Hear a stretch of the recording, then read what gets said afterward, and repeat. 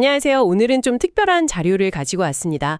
여러 선생님들, 특히 경험 많으신 수석 선생님들이 핵심 질문이라는 주제로 나누신 상관이 깊이 있는 독서 토론 내용인데요. 네, 반갑습니다.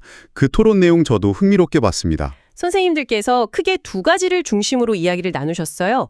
무엇이 핵심 질문을 만드는가 이거 하고 또 왜 핵심 질문을 사용하는가였죠. 맞아요.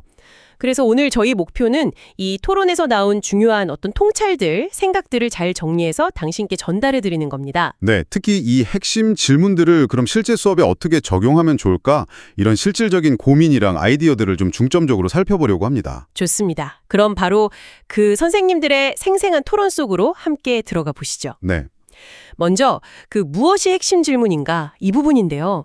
선생님들이 딱 공감하신 게 좋은 핵심 질문은 답이 딱 정해진 게 아니라는 거. 아, 그렇죠. 생각을 열어주는 소위 말하는 개방형 질문이어야 한다. 네네. 그리고 또 지적인 호기심을 자극하고 몰입하게 만들고 맞아요. 토론이나 논쟁 같은 걸 좀 불러일으키기도 하고요. 분석이나 추론 같은 좀 고차원적인 사고를 요구해야 한다는 점도 나왔죠. 네. 여러 교과를 넘나들면서 적용 가능하고 또 시간이 지나도 계속해서 탐구할 만한 가치가 있는 질문, 이게 중요하다고 봤어요. 특히 어떤 선생님은 그 7번째 특징이었나요? 반복적이어야 한다. 이 부분이 되게 인상 깊었다고 하시더라고요. 아, 네. 그게 핵심 질문의 어떤 본질을 보여주는 것 같아요. 단순히 지식을 묻는 게 아니라 뭐랄까 사고하는 힘, 그리고 지속적인 배움, 이걸 이끌어내는데 목적이 있는 거죠. 학생들이 좀 이해하기 어려워하는 중요한 개념, 그 빅 아이디어를 다루면서 그걸 이해하게 돕는 역할. 정확합니다. 바로 그겁니다. 선생님들이 예시도 드셨는데 예를 들어 유능한 작가는 어떻게 독자의 관심을 끌고 유지하는가 이런 거요. 아, 문학 시간에 쓸 수 있겠네요. 네. 아니면 체육 수업에서 어떻게 하면 우리 팀이 더 많은 경기에서 이길 수 있는가 이런 것도 핵심 질문이 될 수 있고요. 그렇군요. 심지어 한 선생님은 그림책 만들기 수업 때 학생한테 네가 독자라면 어떤 책을 더 사고 싶을까? 딱 이 질문 하나 던졌는데 와, 작품의 질이 확 달라졌다고. 그런 경험도 나누셨어요. 와, 진짜 질문 하나가 큰 차이를 만드네요. 근데 책에서는 안내 질문이나 유도 질문하고는 좀 다르다고 구분한다면서요? 네, 맞아요. 그 지점도 토론에서 나왔습니다. 안내 질문이 핵심 질문으로 가는데 도움은 주지만 그 자체로 깊은 탐구를 막 유발하는 핵심 질문은 아니라는 거죠.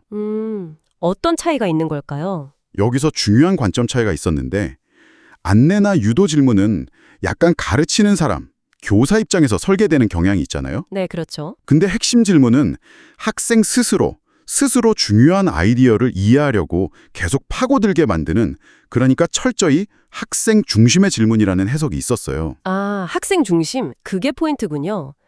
그럼 이제 두 번째 주제로 넘어가서 왜 이런 핵심 질문을 수업에서 써야 하는가? 선생님들은 어떤 이유들을 주로 이야기하셨어요? 여러 이유가 나왔는데요.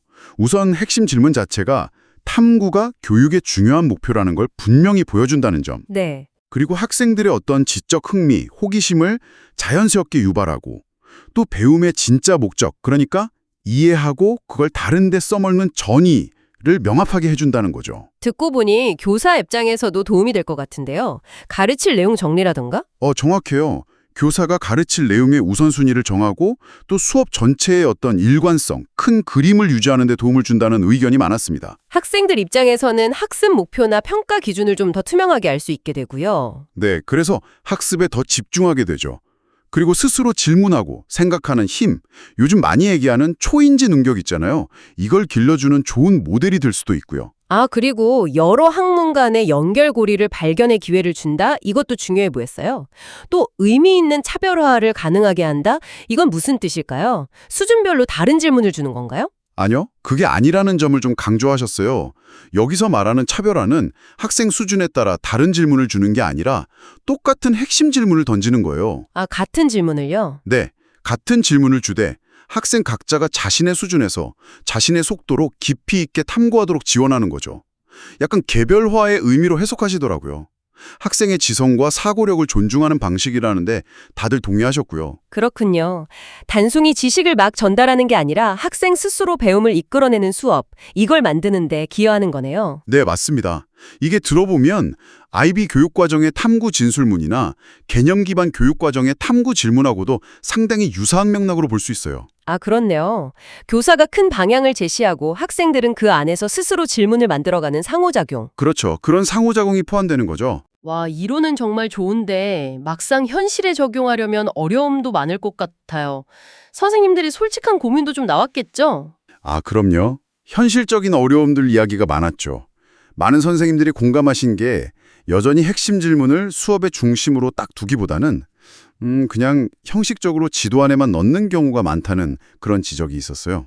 아, 현실이 그렇군요. 그리고 학생들이 스스로 의미 있는 질문을 만들도록 이끄는 게 중요하다 이렇게 말은 하면서 정작 질문하는 방법 자체를 제대로 가르쳐 주었나 이런 반성도 있었다고요? 네, 그 부분에서 다들 좀 뜨끔하셨던 것 같아요. 사실 질문에도 유형이 있잖아요. 사실적 질문, 개념적 질문, 논쟁적 질문 등등. 네, 그렇죠. 이런 유형들을 좀 알려주고 실제로 질문 만드는 연습을 시키는 경험이 필요하다. 이런 의견이 상당히 설득력 있게 제시되었어요. Make Just One Change 같은 책 이야기도 나눴고요. 결국 교사 스스로가 질문에 대해서 깊이 이해하고 연습하는 게 먼저 필요하다 이런 공감대도 있었겠네요? 맞습니다. 특히 교과를 넘나드는 질문, 이거 만들려면 정말 폭넓은 지식이랑 다른 교과와의 연계에 대한 이해가 필요하잖아요?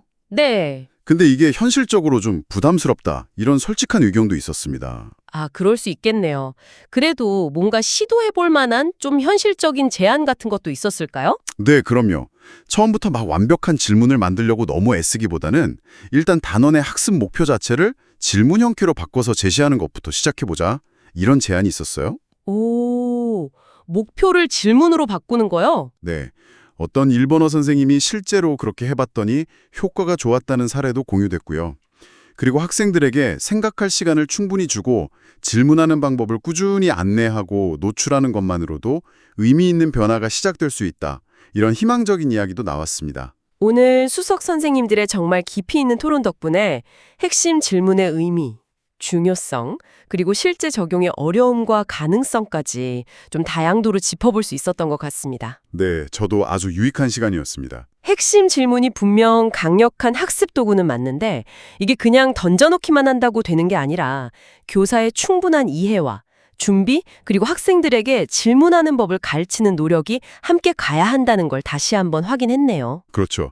그래서 마지막으로 오늘 논의에서 나온 그 교과 통합적인 질문 생성의 어려움에 대해서 한 가지 좀 생각해 볼 거리를 던져드리고 싶어요. 네, 어떤 건가요? 이 어려움을 교사 혼자서 막 끙끙 앓기보다는 동료 교사들과 함께 머리를 맞대고 핵심 질문을 개발하고 또 공유하는 그런 문화를 만들어 보는 건 어떨까?